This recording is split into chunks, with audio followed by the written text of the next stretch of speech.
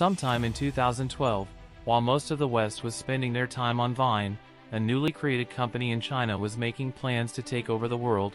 The company, ByteDance, was founded by a man called Zhang Yiming, and this might not have been too much of a big deal if the Chinese government was not, supposedly, heavily involved in the startup, as well. But why should we be bothered about the Chinese government being involved in a Chinese company? Well, it's because that Chinese company is the owner of TikTok, one of the biggest social media platforms on the planet, and this platform is not their first rodeo. ByteDance's very first product was a news platform called Headlines, but Headlines wasn't just a news platform, it was an opportunity for ByteDance to develop an AI system that can very precisely determine what people like and make those options available to them. So, in August 2012, ByteDance launched Headlines in China, and the impact was huge and instant. The news site was able to offer each user personalized news updates that the algorithm determined the user wanted to see based on what they had read before. Many people loved this, and in just 3 months, 10 million people were using the platform. With this being a success, they decided to expand their reach outside of China, but not with Headlines. So, ByteDance set out to create an entertainment app so addictive that the entire world would have no choice but to jump on it, and the result was the launch of an app called Douyin in September 2016. This app is a social media platform for creating and sharing short videos set to music or other audio, very much like TikTok, but it was only launched in China, not because the company had abandoned its plans to take over the world, but because it wanted to test things out in its country before doing a world release. Well, within a short time, hundreds of thousands of young Chinese people had flocked to the app to show off their miming skills and try to gain popularity, and the AI system was able to give them what they wanted, for the most part, which means that the test was a success.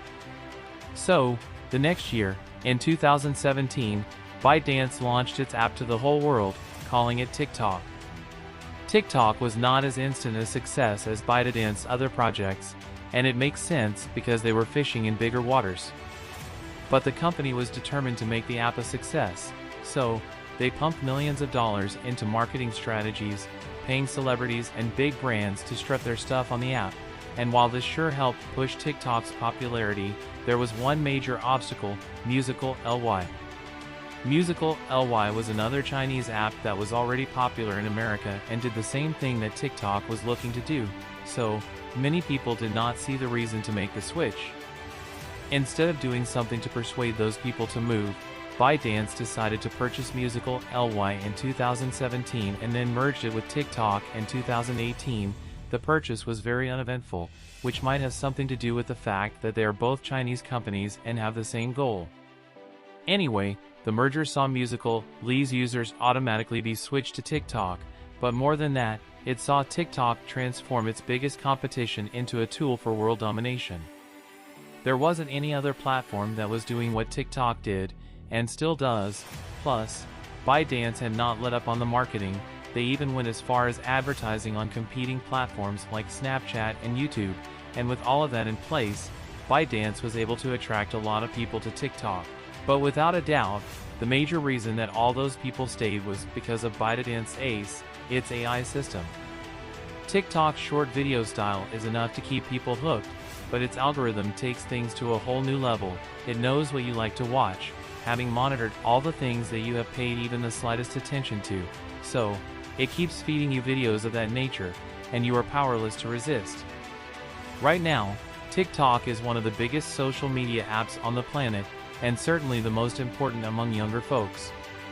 Speaking of younger folks, some people like to dismiss TikTok as just a young people's app, but while there are more young people on there, you have to agree that more older folks are finding out that they need to be on the app, as well, and when old people get on there, the algorithm does its magic on us and keeps us there as well.